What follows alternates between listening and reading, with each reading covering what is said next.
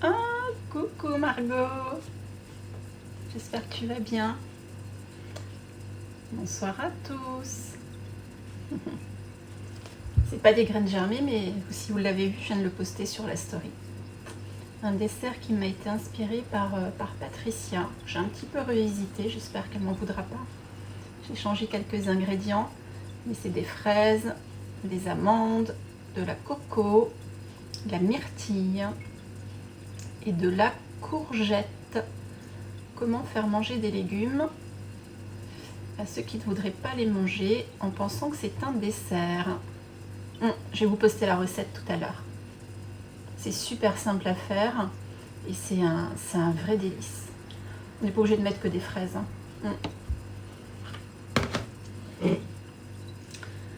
Je vais laisser le temps à tout le monde d'arriver et puis on va pas tarder de commencer. Je vous ai posté les ingrédients pour ceux qui veulent se connecter demain matin 11h30 pour la pâte à tartiner. Et j'ai aussi posté pour samedi 15h les ingrédients pour faire le fameux brownies. Le brownies, alors vegan, paléo, sans gluten, sans œufs. Vous allez voir, c'est un délice. Il faudra juste attendre qu'il refroidisse en sortant du four et c'est ça qui va être le plus difficile. Bonsoir. Allez, j'attends encore 30 secondes. 30 secondes et puis on va commencer. Bonsoir Alex.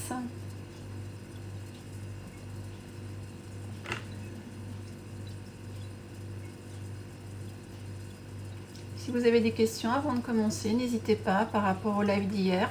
Alors je sais pas ce que j'ai fait hier, j'ai pas réussi. Coucou Atika, j'ai pas réussi à sauvegarder, j'ai dû faire une mauvaise manip. L'image n'est pas trop sombre, si c'est trop sombre, vous me dites, je mets de la lumière. Regarde Atika, le petit dessert j'ai posté tout à l'heure dans la story. Ça donne envie, hein. Ça sent super bon.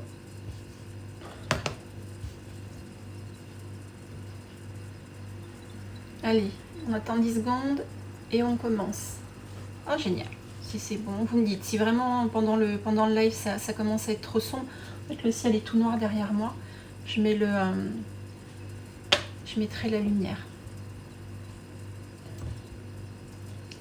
Bonsoir Stéphanie.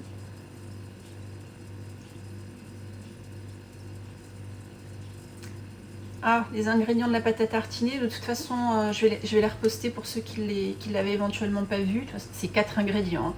Je dirais que c'est les 4 indispensables, les 4 fantastiques pour la pâte à tartiner demain. Et les ingrédients pour le brownies de samedi sont aussi postés. Et je vais reposter les ingrédients pour faire les yaourts végétaux de dimanche, pardon. Allez, on commence. Alors ce soir on se voit pour parler de graines germées et on va faire ensemble notre première expérimentation avec ou sans germoire. Il vous suffit simplement d'avoir un bocal en verre, c'est très simple, et bien sûr des graines à germer. Alors la petite histoire de ces fameuses graines germées que j'utilise énormément dans les assiettes, en atelier cuisine, et je vous en parle beaucoup en conférence et au cabinet. Il faut savoir que le germe, lui, il porte en lui toute la force pour produire la plante.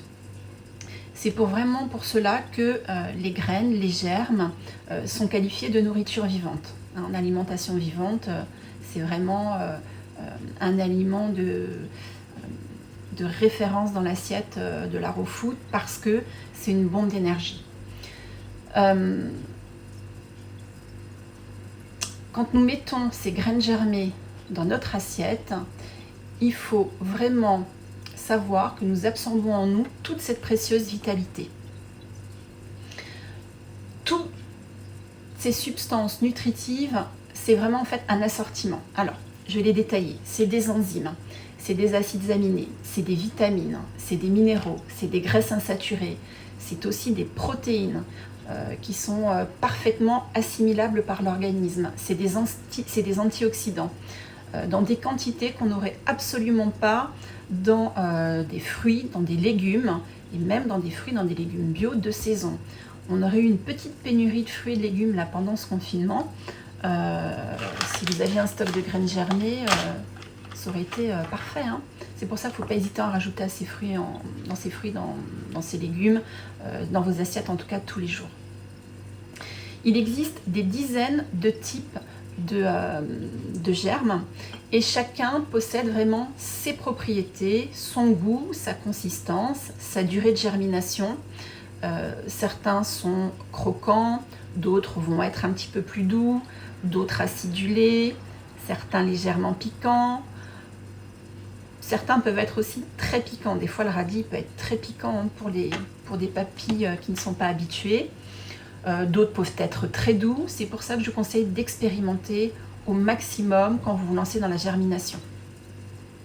En sachant vraiment que vous mettez dans votre assiette un véritable élixir de substances nutritives. Je dis toujours que c'est même un élixir de vie. Donc n'hésitez pas à en mettre dans votre assiette le plus possible. Ça m'arrive même d'en manger moi le matin au petit-déj. Hein. J'adore ça. Il ne faut pas en manger en grosse quantité. Hein. Il faut en manger un petit peu. Hein. On prend une petite poignée, on saupoudre. Voilà, on ne mange pas le bocal complet. Hein. Non, non, ça vous fait plusieurs jours. Les bienfaits de la germination, c'est avant tout la création de chlorophylle. C'est une digestion beaucoup plus aisée que pour certaines personnes qui ont des difficultés à digérer les légumes. C'est une augmentation de la biodisponibilité des nutriments. Et puis, c'est vraiment une multiplication des vitamines. Donc, il ne faut absolument pas passer à côté des graines germées. Est-ce que certains d'entre vous connaissent les graines germées? Répondez-moi. Ceux qui connaissent, envoyez-moi des petits pouces. Dites-moi tout.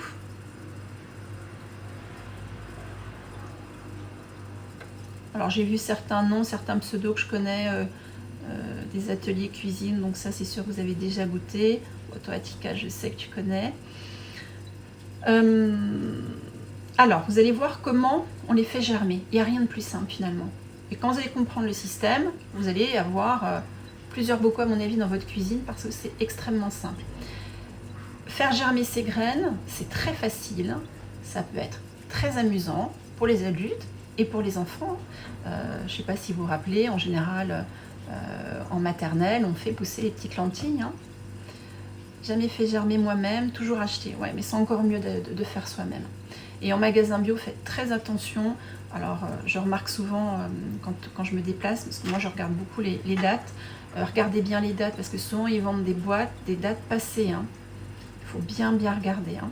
Et quand vous achetez les boîtes, là, plastiques, hein, qui sont très connues, vous retournez. Si c'est un aspect marron ou avec des moisissures, vous achetez pas. Hein. Ça aussi, c'est hyper important. Allez, on commence. J'espère que la plupart d'entre vous avez quand même des petits sachets de graines. Je sais que certains m'ont envoyé des messages ce matin. Donc, c'est extrêmement facile. Alors, soit vous avez le fameux germoir qui est très connu. Hein, c'est celui-ci. Là, je parle des germoirs très simples. Je pourrais vous faire un post avec quelques références de germoirs un petit peu plus sophistiqués. Mais là, voilà, pour débuter, on a ce fameux germoir.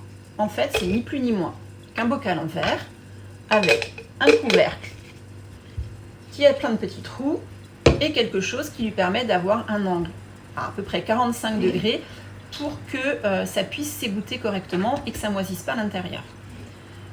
Là, j'entends la pluie qui tombe. S'il doit énormément pleuvoir, ou il pleut beaucoup. Si c'est trop sombre, vous me dites, je mettrai la lumière. Bonsoir Isabelle. Donc voilà, ça c'est le fameux germoir qu'on trouve très facilement en magasin bio. Et puis si vous n'avez pas de germoir, vous avez forcément un bocal en verre. Il n'y a rien de plus simple. Un bocal en verre. Pour remplacer le couvercle, soit vous êtes très bricoleur, vous avez une perceuse, enfin en tout cas n'allez pas vous blesser, hein, vous faites plein de petits trous dans le bocal. Et puis il va falloir trouver un système pour l'avoir incliné. Si vous n'avez pas de couvercle, il existe des choses très simples. Il existe les compresses stériles. Tout simplement. Et en fait, une fois que c'est déplié,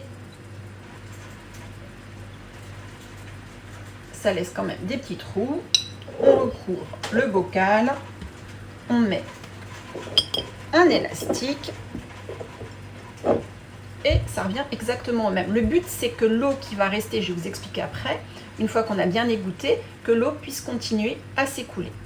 Après, il faut qu'il ait quand même cet angle. Alors on bricole. Soit vous avez des bols assez grands, soit vous avez des assiettes creuses qui vont permettre de poser le bocal, je ne sais pas si vous voyez, hein, et d'avoir quand même un angle qui va permettre que l'eau s'écoule. Donc en fait, il faut bricoler un petit peu. Mais c'est hyper important que le bocal puisse en fait égoutter. Ou alors si vous avez les égouttoirs à vaisselle là, comme ça, bah, vous le mettez dedans tout simplement. Il faut vraiment que l'eau puisse s'écouler. Si vous n'avez pas de compresse stérile, et si vous avez, vous savez, tous ces fameux sacs là, de chez à table, les fameux sacs, alors ça c'est les petits sachets de thé, mais c'est tous les sacs pour mettre les légumes, les légumineuses, les céréales. Pour le vrac, c'est génial, hein. Ça, il faut en avoir le plus possible. En plus, il se lave très bien. On peut faire les laits végétaux avec, c'est génial. Bah, si vous en avez, pareil, hein, vous venez recouvrir le bocal, le petit élastique, et l'eau, elle peut s'écouler, tout simplement. Bonsoir Mélodie. Tout le monde suit? Donc, il n'y a rien de plus simple. On n'a pas de germoir, bah, c'est pas grave, on s'en fabrique un. Hop. Après, il faut bien sûr avoir des graines à germer. Là, je ne vais pas aller, on va dire, trop loin dans la germination. On fait quelque chose de basique. Si vous avez envie que je parle d'autres choses, parce qu'on peut faire germer des graines, on peut faire germer des légumineuses, on peut faire germer des céréales, on peut faire germer beaucoup de choses. Là, on va vraiment parler des graines. Donc ça se trouve facilement en magasin bio. Il y en a plein, hein. Donc moi, là, j'ai trouvé le fenugrec, j'ai trouvé haricot mongo. Je rappelle à tout le monde que le haricot mongo n'est pas du soja. Même si on l'appelle pousse de soja, c'est à tort. Hein. Le haricot mongo n'est pas du soja, donc ça on peut en consommer. Et puis j'ai trouvé le fameux mix protéiné. Je l'aime bien celui-ci. Il y a pois chiches, lentilles, fenugrec. Donc c'est très simple. On entend la pluie. Hein. Je me reprends toutes mes petites notes pour après vous donner les temps de germination. Alors, donc une fois que vous avez le bocal et que vous avez vos graines à germer, il vous faut de l'eau. Par contre, on ne va pas prendre l'eau du robinet, à moins qu'elle soit filtrée. Et comme j'ai reçu pas mal de messages depuis quelques jours, et que je vous parle beaucoup du fameux filtre de chez Hydropure, je ne sais pas si Marois est là, parce que j'ai vu son mail, je n'ai pas encore eu le temps de lui répondre. Donc le filtre d'Hydropure, en fait, vous dévissez là au niveau du robinet, vous revissez ici, ça va venir lui faire une petite coquetterie sur le côté. Vous avez une petite vanne, donc quand vous voulez que l'eau coule du filtre, puisque ça filtre en même temps, c'est un filtre végétal de coco, vous actionnez la vanne, ça coule par ici. Et si c'est pour vous laver les mains, remplir ce que vous voulez pour aller laver par terre ou faire autre chose, vous fermez, pas la peine d'avoir de l'eau filtrée. Mais on ne fait pas tremper ces graines dans de l'eau du robinet. Hein. En plus, en ce moment, ils ont dû rajouter du chlore ou je ne sais pas quoi. Donc on évite. Hein. C'est pas la peine d'aller acheter des graines à germer bio, des céréales ou des légumineuses bio et mettre à tremper dans de l'eau du robinet. Donc, soit vous achetez ce filtre Hydropure, ça s'appelle le filtre Serenity. Vous le trouvez sur leur boutique ou chez Greenways. En ce moment, il est un petit peu moins cher que sur la boutique. Hein. Donc, c'est un filtre végétal de coco. Ça, c'est génial. Ça filtre à 99,5% tout ce qui sort du robinet. Ou alors, vous avez de l'eau de source en bouteille. Donc, bocal en verre, graines à germer, eau. C'est tout. On est parti. Il faut à peu près un volume de graines pour 4 volumes d'eau. Tout simplement. Donc vous mettez au début, vous ne faites pas une grosse quantité. Hein, on va faire une bonne cuillère à soupe de graines et vous allez voir, c'est extrêmement simple. Vous faites en même temps que moi? Parce que je sais qu'il y en a certains qui ont les graines. Allez, moi je vais faire le mix de protéines. Si vous avez des questions en même temps, si je vais trop vite, vous me dites. Hein. Parce qu'hier soir, je vous avais dit que je ferais 20 minutes et en fait, j'ai vu que j'ai fait 55 minutes.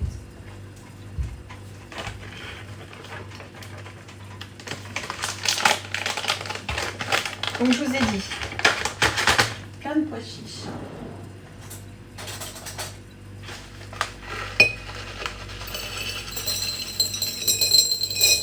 Allez, je fais même 2 cuillères à soupe. Parce que nous, on en mange beaucoup et que moi, j'en mange le matin. Hop, 2 cuillères à soupe. Donc, je vais y remettre mon eau. un volume de graines, 4 volumes d'eau. Quelque chose de très important, en même temps que je vous parle et comme je ne lis pas mes notes, les graines, on va les rincer. Avant de les mettre à tremper, je les rince pour enlever éventuellement une petite pollution qu'on ne verrait pas à l'œil nu. Donc les graines, je les rince. On ne les rince pas à l'eau du robinet, hein. Je les rince à l'eau filtrée. Si, on va les rincer tout de suite. Ouais. C'est tellement un automatisme pour moi, mais comme je vous parle en même temps et que je lis vos commentaires, je zappe la première étape qui est la plus importante. On rince ces graines. Donc je vais les rincer, je reviens tout de suite.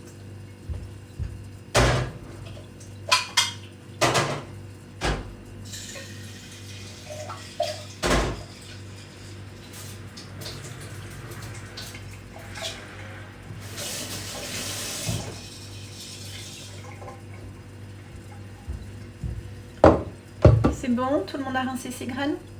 Donc je vous ai dit, un volume de graines, 4 volumes d'eau. Donc j'ai mis 2 volumes de graines, donc je vais venir en mettre 8. 1, 2, 3, 4, 5, 6, 7 et 8.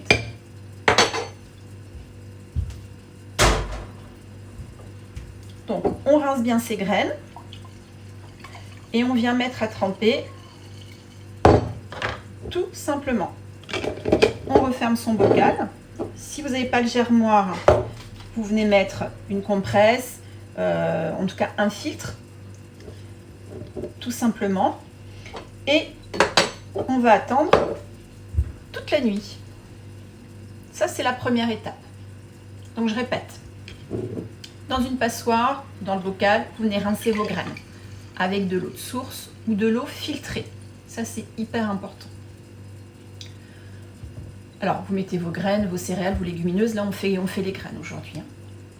Ensuite, une fois que vous les avez rincées, vous venez mettre l'eau, puisqu'elles vont venir tremper toute la nuit. Je pourrais vous mettre les temps de trempage spécifiques, mais en général, voilà, on laisse tremper toute la nuit. Je vais vous dire comment on fait les étapes suivantes, mais demain, après-demain, après-demain, je vous mettrai chaque étape dans la story pour que vous suiviez en même temps que moi et on peut le faire en même temps. Donc on ferme le pot et on laisse reposer toute la nuit. Je répète pour être sûr que tout le monde suive bien les étapes, puisse noter. Et puis comme je vois, il y en a qui se connectent. Demain matin, qu'est-ce qu'on va faire? On va les rincer, toujours avec de l'eau filtrée ou de l'eau de source. Ça, c'est hyper important de les rincer. Et une fois que vous les... quand vous les rincez, vous n'oubliez pas aussi de bien secouer votre bocal. Hein, ça permet de bien tout aérer. Et vous allez retourner le bocal pour laisser couler l'eau. Ça, c'est hyper important. On ne laisse pas l'eau dans le bocal. Hein. On verse le bocal jusqu'à temps qu'il n'y ait pratiquement plus d'eau dans le bocal. Une fois que tout est fait, vous allez venir incliner, couler. Une fois que l'eau est complètement vidée, vous avez encore contenu. Je vois que ça coupe, je suis désolée. L'eau qui est encore contenue dans le bocal, le peu va finir par s'égoutter. Ça, c'est hyper important. Ça a coupé, vous êtes tous revenus?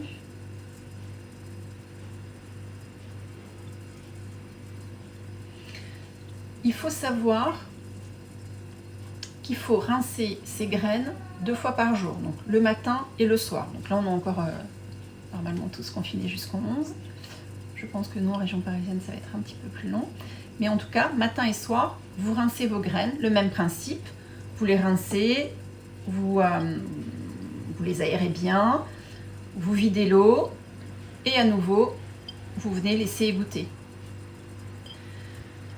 Ça, vous le faites 2 fois par jour, c'est hyper important.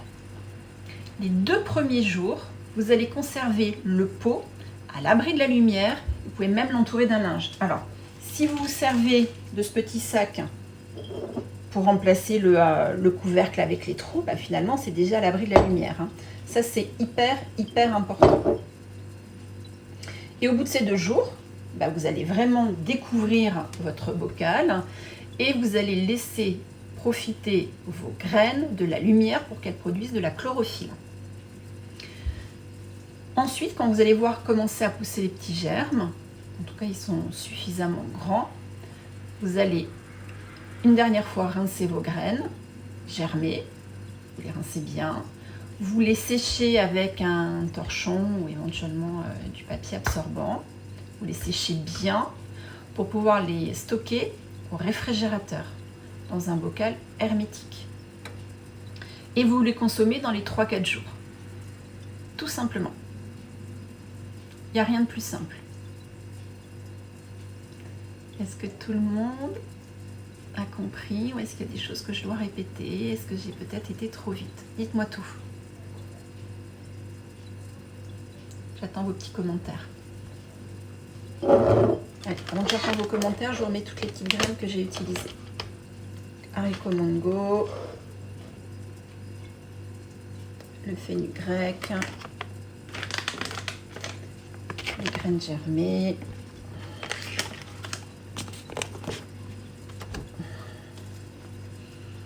bon, j'ai un petit pouce, c'est que pour tout le monde va bien.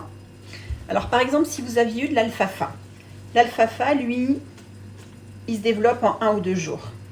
Le haricot mango, le haricot azuki, il faut compter à peu près 7 à 8 jours. Hein. Donc, il faut absolument 2 fois par jour bien rincer pendant ce temps-là.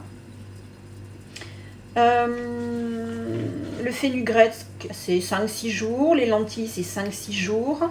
Les graines de moutarde, pareil. Le pois chiche, c'est 4-5 jours. Quinoa, il faut compter 3-4 jours. Le sarrasin, bon, ça dépend. Le sarrasin, je pense que je vais vous faire un post là-dessus. Ça peut être rapide, mais ça peut être un peu plus long, suivant comment il a été séché et mis en sachet. Question bizarre. Les graines germées peuvent-elles se congeler? Ah bah non. Non. Non, c'est vivant, il faut absolument les consommer. Non, moi j'irai pas, en tout cas, non, j'irai pas les congeler. Alors, je ne parle pas du soja, hein, parce que de toute façon, le soja, à part le haricot mango qui n'en est pas d'ailleurs, hein, on ne consomme pas de graines germées de soja. Est-ce qu'il y a des questions? Je vous écoute. Enfin, je vous lis plutôt. Quinoa, on peut prendre celui qu'on cuit. Ah bah oui, bah, c'est une céréale. Hein. Tu peux nous remettre un post écrit sur les différentes étapes? Oui, je vais vous faire un petit post. Je vais essayer de trouver une petite illustration sympa de graines germées, où je vais utiliser les miennes. Mais oui, je vais tout vous remettre. Ah, il y a eu plein de coupures. Mince, je suis désolée. Moi, j'ai vu qu'une coupure de mon téléphone. Donc, vous avez bien compris que les graines germées, c'était vraiment extrêmement simple. Hein. Un bocal, un bon couvercle, ou quelque chose en tout cas qui fait office de couvercle pour filtrer l'eau le plus possible, de l'eau de qualité, des graines, des céréales ou des légumineuses de qualité, et voilà. Oui, lentilles, pareil. Lentilles, il y en a qui font germer leurs graines de blé, hein. On peut graines de chia, je crois qu'on peut aussi, j'ai jamais testé ça. Mais on peut pratiquement tout faire germer. Toutes les légumineuses peuvent se faire germer. C'est encore meilleur.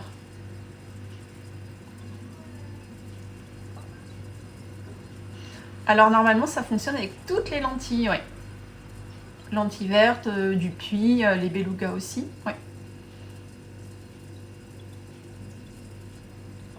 Toutes les céréales aussi. On peut même faire germer de l'avoine, hein, de l'épeautre, du petit épeautre. Donc le quinoa, je vous l'ai dit. Le riz aussi, on peut. Hein. Est-ce qu'il y a d'autres questions? Quelle quantité manger? Je dis toujours, il ne faut pas en manger trop. Il vaut mieux en manger peu régulièrement que trop et très peu de jours. Les graines germées, on peut en manger. Alors moi, j'adore en grignoter comme ça. Pour les apéroscapes, ça peut être sympa, hein, à la place des cacahuètes et des chips, hein, des petites graines germées. On peut les mettre donc, dans des belles assiettes, dans des bowls avec légumes crus, légumes cuits, tartare d'algues.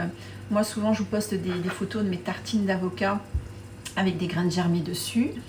On peut en mettre au dernier moment dans une soupe. On peut en mettre même dans une soupe crue. On peut en mettre partout. Mais on ne les cuit pas par contre. Hein. Si vous les mettez sur quelque chose de cuit, vous les mettez au dernier moment. Ah, Enzo va se lancer. Il n'y a pas plus simple. Franchement, il n'y a pas plus simple. Après, il y a certaines graines qui vont développer du mucilage. Alors l'un, normalement la graine de chia aussi, le cresson, le basilic. Donc ça, je pourrais faire un post à part parce que c'est un peu plus particulier. Bon, ça déchaîne pas les questions, c'est que tout le monde a bien compris. De toute façon, c'est tellement simple que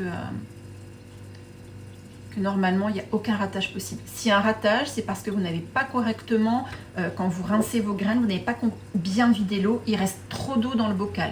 Donc c'est pour ça que vous videz bien par le filtre. Et après, il vous reste tellement peu d'eau à l'intérieur que le peu qui reste va s'écouler tranquillement. Une fois ouvert, tu conserves combien de temps ton sachet? Moi, le sachet, il fait pas longtemps et je le conserve au réfrigérateur. Je le conserve au frais. Et d'ailleurs, je vais racheter, je fais une petite aparté parce que dimanche, quand je vous ai présenté mon placard idéal, je vous ai présenté mon riz des canards de Camargue bio. Et en fait, je me suis aperçue que j'avais des petits charançons dedans. Enfin, j'en avais quelques-uns, ils étaient très contents. C'est spécifique au riz bio. Hein. Donc du coup, j'étais obligée malheureusement de le jeter. J'en avais beaucoup trop. Et là, le prochain que je vais aller chercher demain, je le mettrai au frais. Les charançons n'aiment pas le frais du réfrigérateur. Hein. Donc je vais le mettre au frais pour le stocker.